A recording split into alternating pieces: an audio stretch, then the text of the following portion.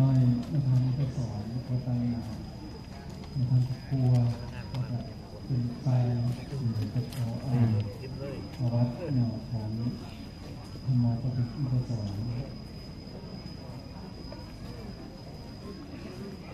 คือศาสนาจารย์ของหมอก็เป็นที่สอน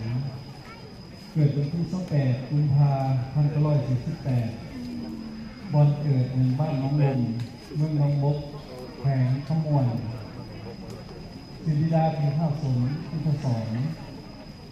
มันดานางอรสรอิทศรจุนเดชศิริแล้วมีพี่น้องรวมกันทั้งหมด9 คนศาสนาจารย์ธรรมปฏิอิทศรแต่งงานนะครับนางสุวรรณปัสวัตมีลูก3 คนคือ1นางยันกีฬาปัสวัต2เท่านันทานอิทศร3ข่าวสุกำลังอิทศรมีหลานชาย4 คนและมีหลานสาว5 คนรวมทั้งหมด9 คนท่านเกิดในครอบครัวเกษตรกรเพ่งขัดในหลักธรรมและพุทธศาสนาบิดาเป็นคนจากเมืองไซโปนแขวงโซนเขตมีชายแดนที่กับเวียดนามและมารดาเป็นคนอำเภอเรนูนครจากประเทศไทยทั้งสองเป็นคนที่นับถือศาสนาพุทธในสมัยนั้นท่านบิดาและมารดาอยากให้ท่านศาสนาจารย์ท่านหมอประสิทธิ์อินทศรบวชเป็นพระ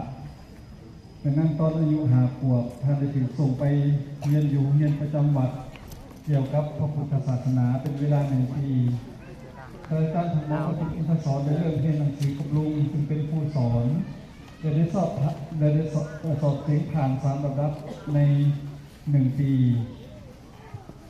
การศึกษาและประสบการณ์ปี1961จบชั้นประถมศึกษาอยู่โรงเรียนคาทอลิกที่เมืองท่าแขกปี1968จบชั้นมัธยมศึกษาปี1968ได้ตัดสินใจไปเป็นนักเรียนที่เป็นนักเรียนเครื่องบินได้สเปซเป็นเครื่องบิน6แต่ได้เรียนได้3 เดือนหมู่ได้เสียชีวิตในเมืองตกจึงได้ตัดสินใจหยุดเรียนแล้วก็กลับบ้านปี1970 ถึง1973ศึกษาเป็นผู้ช่วยแพทย์ในศูนย์แพทย์ชนบทห้องหมอห้องปักซองปี1974 ถึง 75ฝึกอบรมด้านการผ่าตัดทั่วไปและเป็นปัวโรคตาบอดอยู่ศูนย์แพทย์ชนบทปี1977 ถึง 79ฝึกอบรมเป็นทันหมอเป็นปัวตัดโรคตาอยู่ศูนย์เป็นปัวโรคตาห้องหมอมโหสถแขวงเวียงจันทร์ปี1979 ถึง 1980ได้กวดพยาธิสายตาอยู่แขวงชนเขตเพื่อการเตรียมสำหรับการศึกษาเรื่องการเป็นโรคตาบอดอยู่ในประเทศลาวปี1980 ถึง 1982ได้จัดตั้งบริการปิ่นปัวโรคตาอยู่6 หมอแขวงชนเขตปี1981สนับสนุนโครงการป้องกันเป็นโรคตาบอดอยู่แขวงชนเขตปี1982 ถึง 87รวมมือกับห้องหมอเมืองกานันประเทศเวียดนามในด้านเทคนิคได้รับการยอมรับจากกิจกรรมการเผยแพร่ความรู้ในประเทศลาวและประเทศเวียดนามปี1988 ถึง 1996ได้เฮ็ดเวียกงานอยู่ในหลายภาคส่วนอยู่ในห้องหมอโดยมีการผลิตยาหยอดตาและแว่นตาสำหรับคนทุกข์ยากโครงการบริการห้องหมอราคาถูกผู้อำนวยการโครงการป้องกันโรคตาบอดบริการห้องหมอและกิจกรรมช่วยเหลือชุมชนใน6 แขวงทางภาคใต้ของประเทศลาวโดยได้รับการสนับสนุนจากองค์การ NCA ปี1990 ถึง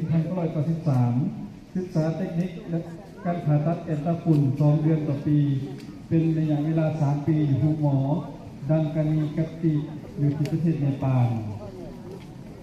ปี1997 ถึงปี 2000ได้เห็นเรื่องการป้องกันการเป็นโรคตาบอดและการผ่าตัดแอนตาฝุ่นร่วมกับองค์การ CBM นาทีเวียกงานในปี1975 ถึงปี1990ได้เป็นหมอผ่าตัดทั่วไปและอยู่ในแขนงหูตาดังคอประจำอยู่หมอแขวงชนเขตปี1991 ถึง 2013เป็นผู้ในการของหมอเป็นตัว ลูกตาบอดอยู่ที่แขวงโสนเขตปี1997ถึงปี2000เห็นด้วยการป้องกันการเป็นโรคตาบอดและการผ่าตัดแก่ตระกูลของกระบวนการ CBN ปี1998ถึงปี2013เป็นผู้อำนวยการและจะเป็นผู้ก่อตั้งสมาคมผู้พิการทางด้านสายตาสปป.ลาวและก็ห้องหมอตาแขวงโสนเขตเป็นผู้อำนวยการป้องกันโรคตาบอดแขวงโสนเขตเป็นผู้อำนวยการโครงการฟื้นฟูคุณภาพชีวิตสำหรับคนเป็นโรคตาบอดและผู้มีการเริ่มต้นของสายตาบ่เห็นรูปในแขวงโสนเขตปี2013ถึงปัจจุบันท่านจะเป็นประธานและเป็นผู้ก่อตั้งมูลนิธิรวมมือสงเคราะห์และพัฒนาเป็นที่ปรึกษาศูนย์ผู้ภาษาอังกฤษคอมพิวเตอร์และดิจิทัลซีดีฟอร์ลาวและทั้งเป็นที่ปรึกษาศูนย์พิจักขับประเสริฐแขวงโสนเขตประสบการณ์การหัดใส่ของเราที่ว่าประวัติของท่านในเกี่ยวกับที่ว่าประวัติศาสตร์ที่จัดอยู่ในประเทศเราท่านได้เริ่มทำเกี่ยวตั้งแต่ปี1972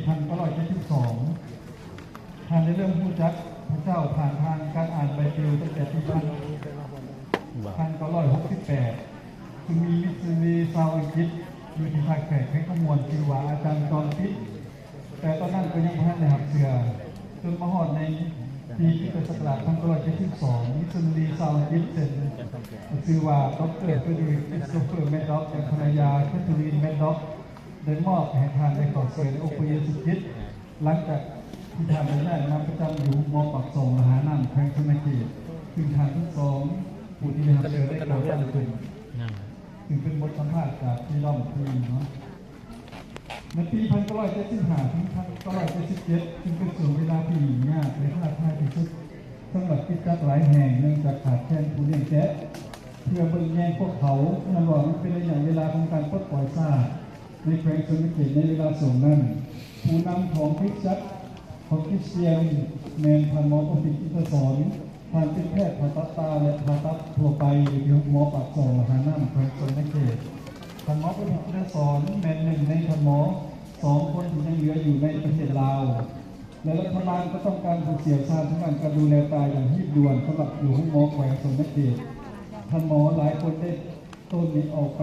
ประเทศที่3และแพทย์ผ่าตัดอีกคนหนึ่งที่ประจำการอยู่ห้องหมอมหาสดอยู่ที่นครหลวงเวียงจันทร์ท่านหมอประสิทธิ์จะสอนในย่ายมาอยู่เมืองโสนเขตในปี1975คริสเตียนและผู้สอนศาสนาหลายคนได้อพยพไปยังประเทศที่3ในประเทศไทยมีเพียงผู้นำที่จักที่เป็นคนลาวเท่านั้นที่อยู่เบื้องหลังท่านหมอประสิทธิ์ยังคงรักษาสายผูกพันที่ดีกับที่จักต่างๆในเมืองและสมาคมผู้สอนศาสนาซึ่งในระบบเก่านั้นก่อนที่ประเทศจะได้รับประกาศเอกราชในปี1975ทางภาคเหนือของเราจากแขวงปากซันถึงแขวงนครหลวงเวียงจันทร์อยู่ภายใต้การดูแลของ CNA ถึงในขณะที่ภาคใต้จากแขวงขมวนถึงแขวงอัตตปือแมนอยู่ภายใต้องค์การของ SME หรือว่า Social Mission Inventory และก็องค์การ Overseas Missionary Fellowship หรือว่า OSF นโยบายและการบริหารของผู้จัดต่างๆมีแตกต่างกันอย่างหลวงหลายทางภาคเหนือการดูแลและสิทธิอำนาจของโบสถ์ไม่ถึงครับที่จะอธิบายในขณะที่อยู่ภาคใต้การดูแลของโบสถ์คือของผู้จัดในภายใต้การชี้นำของคณะผู้ปกครองอาจารย์และผู้อาวุโสผู้ที่ต้อนเรียนตกลงร่วมกันเกี่ยวกับแผนการทั้งหมดดังนั้นในปีที่ศักราช1978กระทรวงศึกษาธิการในเวลานั้นตกลงว่าแต่ละศาสนาควรตั้งนิกายเฉพาะของตนเองและแจ้งให้กระทรวงทราบย้อนว่าศาสนายังอยู่ภายใต้การคุ้มครองของกระทรวงศึกษาธิการรัฐบาลลาวจึงได้รวมศาสนาต่างๆอยู่ในลาวประเทศลาวได้รับรองเอาอย่างเป็นทางการเกี่ยวกับศาสนาพุทธศาสนาคริสต์เป็นนิกายคาทอลิกและโปรเตสแตนต์คริสตจักรวันเสาร์และศาสนาบาฮายเพื่อให้สอดคล้องกับทิศทางและนโยบายของทางรัฐบาลในเวลานั้นต่อมาในปีเดียวกันรัฐบาลได้โอนการคุ้มครองศาสนาจากกระทรวงศึกษาธิการ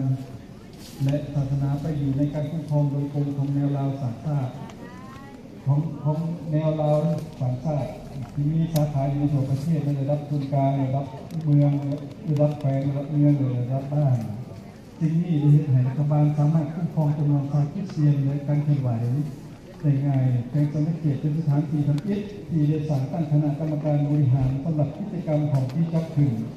โดยการรวมกลุ่มชาวคริสเตียนต่างๆในสายได้ใช้ชื่อว่าคริสตจักรคริสเตียนของพระเยซูแห่งลาวนิกายโปรเตสแตนต์ขณะที่กรรมการที่จะหักการยอมหักอย่างเป็นทางการขั้นสมิทอยู่ในลาวได้เป็นการตั้งขึ้นที่คริสตจักรลาวประเสริฐแห่งโซนเขตโดยมีสมาชิกดังนี้ 1. ศาสตราจารย์ท่านหมอประพิตรอินทศรเป็นประธาน